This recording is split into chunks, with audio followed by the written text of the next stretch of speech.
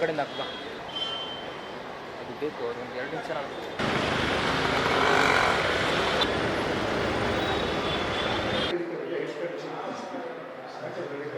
Timings ಇಲ್ಲ. ಒಂದು ಎಲ್ಲ ಡಿಪಾರ್ಟ್ಮೆಂಟ್ಗೂ 10 ಗಂಟೆಯಿಂದ 5 ತನಕ ಟೈಮಿಂಗ್ಸ್ ಇದೆ. ಆ ಡಿಪಾರ್ಟ್ಮೆಂಟಲ್ಲಿ ಡ್ಯೂಟಿ ಅವಸ್ಥೆ ಮುಗಿಸ್ಕೊಂಡು ಹೋಗ್ತಾರೆ.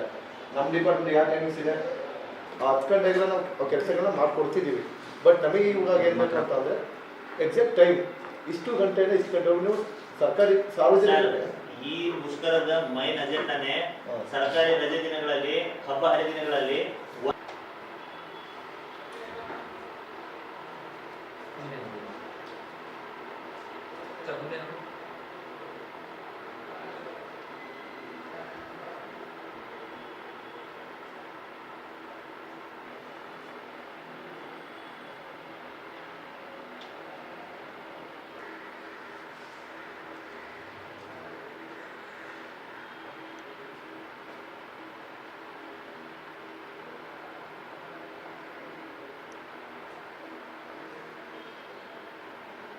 ಸರ್ ನಮಸ್ತೆ.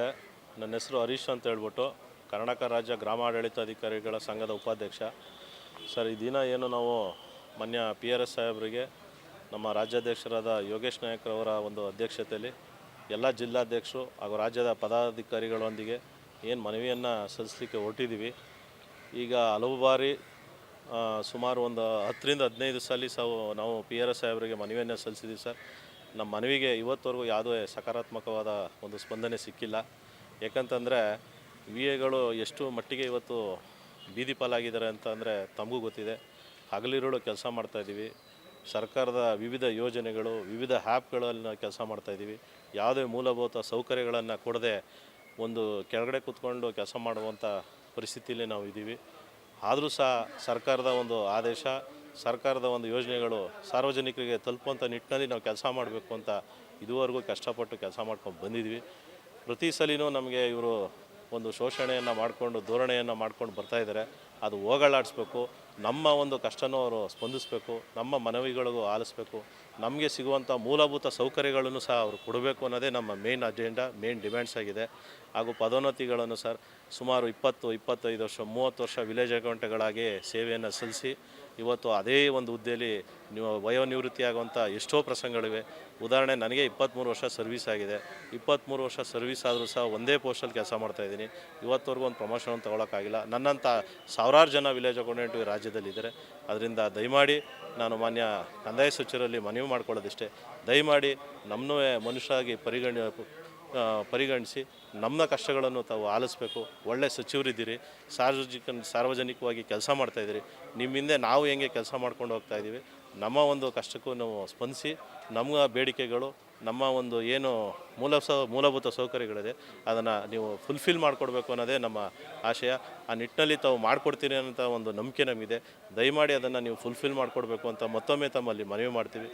ರಾಜ್ಯಾಧ್ಯಕ್ಷರು ಹೇಳ್ದಂಗೆ ನಮ್ಮ ಏನು ಮನವಿಯನ್ನು ಅವರು ಸ್ಪಂದಿಸಲಿಲ್ಲ ಅಂದರೆ 26ರಿಂದ ಏನು ರಾಜ್ಯ ಸಂಘದಿಂದ ನಾವು ನಿರ್ಣಯ ಮಾಡಿದ್ದೀವಿ, ಅದರಂತೆ ಮುಷ್ಕರ ಮಾಡಲಿಕ್ಕೆ ನಾವು ತೀರ್ಮಾನ ಮಾಡಿದ್ದೀವಿ. ಕಳೆದ 3-4 ವರ್ಷಗಳಿಂದ ಕರ್ನಾಟಕ ರಾಜ್ಯದ ಗ್ರಾಮ ಆಡಳಿತಾಧಿಕಾರಿಗಳು ನಿರಂತರವಾಗಿ ಸರ್ಕಾರದ ಎಲ್ಲ ಯೋಜನೆಗಳನ್ನು ಸಾರ್ವಜನಿಕವಾಗಿ ತಲುಪಿಸುವ ನಿಟ್ಟಿನಲ್ಲಿ ಹಗಲಿರುಳು ಮತ್ತು ರಜಾ ದಿನಗಳಲ್ಲೂ ಕೂಡ ಕೆಲಸವನ್ನು ನಿರ್ವಹಿಸ್ಕೊಂಡು ಬರ್ತಾ ಇದ್ದೇವೆ. ಸಾಕಷ್ಟು ಬಾರಿ ನಮ್ಮ ಸೌಲಭ್ಯಗಳು, ನಮಗೇನು ಸೌಲಭ್ಯಗಳನ್ನು ಬೇಕು ಆ ಸೌಲಭ್ಯಗಳನ್ನು ನಾವು ಮನವಿ ರೂಪದಲ್ಲಿ ಕೇಳ್ಕೊಂಡಾಗೂ ಕೂಡ ಇದುವರೆಗೂ ಕೂಡ ನಮ್ಗೆ ಯಾವುದೇ ಸೌಲಭ್ಯಗಳನ್ನು ಸರ್ಕಾರ ಒದಗಿಸ್ಕೊಟ್ಟಿಲ್ಲ. ಹಾಗೂ ನಿರಂತರವಾಗಿ ಕೆಲಸ ಮಾಡೋದನ್ನು ತಪ್ಪಿಸಿಲ್ಲ. ಹಾಗೂ ಈ ರ್ಯಾಂಕಿಂಗ್ ವ್ಯವಸ್ಥೆಯಲ್ಲಿ ಕೆಲಸಗಳನ್ನು ಮಾಡಿಸ್ತಾ ಇದ್ದು ಕೆಲಸದ ಗುಣಮಟ್ಟ ಕೂಡ ಕುಸಿತ ಬಂದಿದೆ. ಹಾಗೂ ನೌಕರರ ಆರೋಗ್ಯದಲ್ಲೂ ಕೂಡ ಆರೋಗ್ಯ ಕ್ಷೀಣಿಸಿದೆ. ಸಾಕಷ್ಟು ಸಾವು ನೋವುಗಳಾಗಿದೆ ಕಂದಾಯ ಇಲಾಖೆಯ ಗ್ರಾಮಾಡಳಿತಾಧಿಕಾರಿಗಳ ಒಂದು ಹುದ್ದೆನಲ್ಲಿ. ಕಳೆದ 3-4 ವರ್ಷಗಳಿಂದ ಸುಮಾರು ರಾಜ್ಯದಲ್ಲಿ 40ರಿಂದ 50ರಷ್ಟು ಗ್ರಾಮಾಡಳಿತಾಧಿಕಾರಿಗಳು ಹೃದಯಾಘಾತದಿಂದ ಮತ್ತು ದೀರ್ಘಕಾಲದ ಕಾಯಿಲೆಗಳಿಂದ ಮರಣವನ್ನು ಹೊಂದಿರತಕ್ಕಂಥ ನಿದರ್ಶನಗಳು ಸಾಕಷ್ಟಿದೆ. ಕುಟುಂಬಕ್ಕೆ ಸಮಯವನ್ನು ಕೊಡಲಿಕ್ಕಾಗ್ತಾಯಿಲ್ಲ. ಮಹಿಳಾ ನೌಕರರು ಕರ್ತವ್ಯದ ಅವಧಿ ನಂತರ ಕರ್ತವ್ಯ ನಿರ್ವಹಿಸ್ತಿರೋದ್ರಿಂದ ಅವರಿಗೂ ಕೂಡ ಕೌಟುಂಬಿಕ ಸಮಸ್ಯೆಗಳು ಉದ್ಭವ ಆಗಿದ್ದಾವೆ. ಇದ್ರ ಬಗ್ಗೆಯೂ ಕೂಡ ನಾವೀಗ ಆಲ್ರೆಡಿ ಸಾಕಷ್ಟು ಬಾರಿ ಮೇಲಧಿಕಾರಿಗಳ ಗಮನಕ್ಕೆ ತಂದರೂ ಕೂಡ ನಮ್ಮದು ಮಾತೃ ಇಲಾಖೆ, ನಾವೆಲ್ಲರೂ ಕೆಲಸ ಮಾಡಬೇಕು ಅನ್ನೋ ನಿಟ್ಟಿನಲ್ಲಿ, ಸಾರ್ವಜನಿಕರಿಗೆ ನಾವು ಸೇವೆ ಕೊಡಬೇಕು ಅನ್ನೋ ನಿಟ್ಟಿನಲ್ಲಿ ನಾವು ಕೂಡ ಎಲ್ಲ ಕಷ್ಟಗಳನ್ನು ಸಹಿಸಿಕೊಂಡು ಇದುವರೆಗೂ ಕೆಲಸವನ್ನು ಮಾಡ್ಕೊಂಡು ಬಂದಿದ್ದೇವೆ. ದಯಮಾಡಿ ಸರ್ಕಾರ ನಮ್ಮನ್ನು ಕೂಡ ಕಂದಾಯ ಇಲಾಖೆಯಲ್ಲಿ ಕೆಲಸ ಮಾಡ್ತಾಯಿದ್ದೀವಿ ಅಂತ ಪರಿಗಣಿಸಬೇಕು.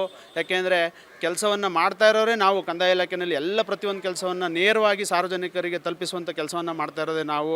ನಮಗೆ ವ್ಯವಸ್ಥೆಯನ್ನು ಮಾಡಿಕೊಡಿ, ನಾವು ಇನ್ನೇನು ಕೇಳ್ತಾ ಇಲ್ಲ, ಸಾಕಷ್ಟು ಕಾಲಾವಕಾಶವನ್ನು ಕೊಡಿ, ಸಾರ್ವಜನಿಕರಿಗೆ ಉತ್ತಮ ಗುಣಮಟ್ಟದ ಸೇವೆಯನ್ನು ಮಾಡೋದಕ್ಕೆ ಅವಕಾಶ ಮಾಡಿಕೊಡಿ, ನಮ್ಮ ಕುಟುಂಬವೂ ಕೂಡ ನೆಮ್ಮದಿಯಿಂದ ಮತ್ತು ನಾವು ಕೂಡ ಆರೋಗ್ಯದಿಂದ ಕೆಲಸ ಮಾಡುವಂಥ ವಾತಾವರಣ ನಿರ್ಮಿಸಿಕೊಡಿ ಅಂತೇಳಿ ನಾವು ಈ ಮೂಲಕ ಕೇಳ್ಕೊಳ್ತಾ ಇದ್ದೀವಿ. ಕಂದಾಯ ಇಲಾಖೆಯಲ್ಲಿ ಮೊದಲ ಬಾರಿಗೆ ನಾವು ಏನು ನೇಮಕಾತಿಯನ್ನು ಹೊಂದಿದ್ದು ಆ ವೇಳೆಯಲ್ಲಿ 5 ವರ್ಷಕ್ಕೆ ನೀವು ಅಂತರ್ಜಿಲ್ಲಾ ವರ್ಗಾವಣೆಯನ್ನು ಪಡೆದುಕೊಂಡು ನಿಮ್ಮ ಸ್ವಂತ ಊರುಗಳಿಗೆ ತೆರಳಬಹುದೆಂದು ನಮಗೆ ಸರ್ಕಾರ ಭರವಸೆ ನೀಡಿತು.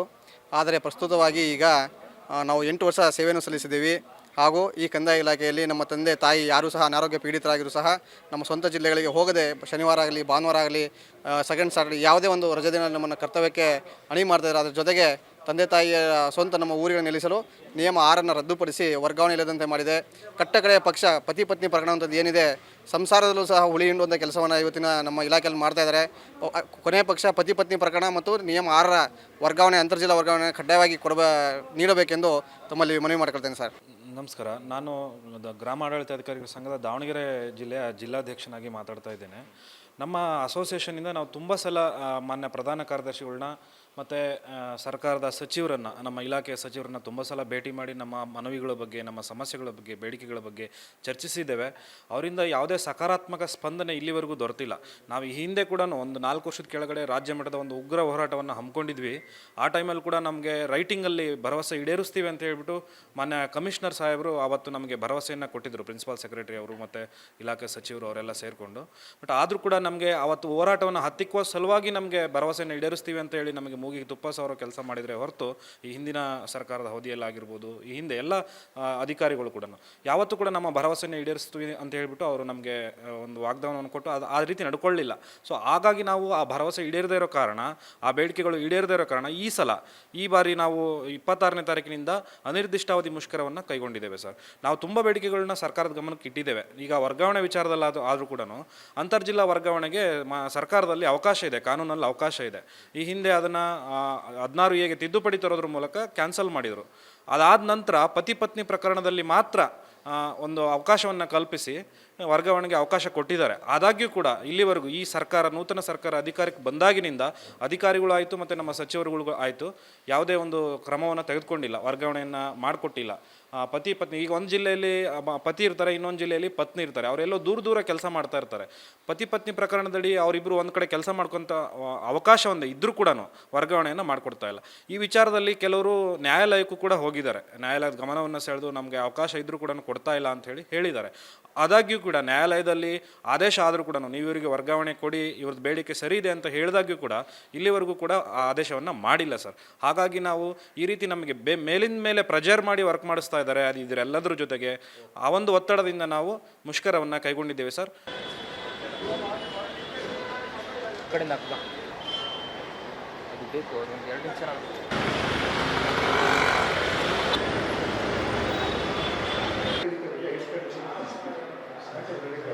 ಟೈಮಿಂಗ್ಸ್ ಇಲ್ಲ. ಒಂದು ಎಲ್ಲ ಡಿಪಾರ್ಟ್ಮೆಂಟ್ಗೂ 10 ಗಂಟೆ 5:30 ತನಕ ಅಥವಾ ಟೈಮಿಂಗ್ಸ್ ಇದೆ. ಆ ಡಿಪಾರ್ಟ್ಮೆಂಟಲ್ಲಿ ಡ್ಯೂಟಿ ಅವಸ್ಥೆ ಮುಗಿಸ್ಕೊಂಡು ಹೋಗ್ತಾರೆ. ನಮ್ಮ ಡಿಪಾರ್ಟ್ಮೆಂಟ್ ಯಾವ ಟೈಮಿಂಗ್ಸ್ ಇದೆ, ಆ 10 ಗಂಟೆಗೆಲ್ಲ ನಾವು ಕೆಲಸಗಳನ್ನ ಮಾಡಿಕೊಡ್ತಿದ್ದೀವಿ. ಬಟ್ ನಮಗೆ ಇವಾಗ ಏನು ಬೇಕಂತ ಅಂದರೆ ಎಕ್ಸಾಕ್ಟ್ ಟೈಮ್ ಇಷ್ಟು ಗಂಟೆಯಿಂದ ಇಷ್ಟು ಗಂಟೆ ನೀವು ಸರ್ಕಾರಿ ಸಾರ್ವಜನಿಕ ಈ ಮುಷ್ಕರದ ಮೈನ್ ಅಜೆಂಡಾನೇ ಸರ್ಕಾರಿ ರಜೆ ದಿನಗಳಲ್ಲಿ, ಹಬ್ಬ ಹರಿದಿನಗಳಲ್ಲಿ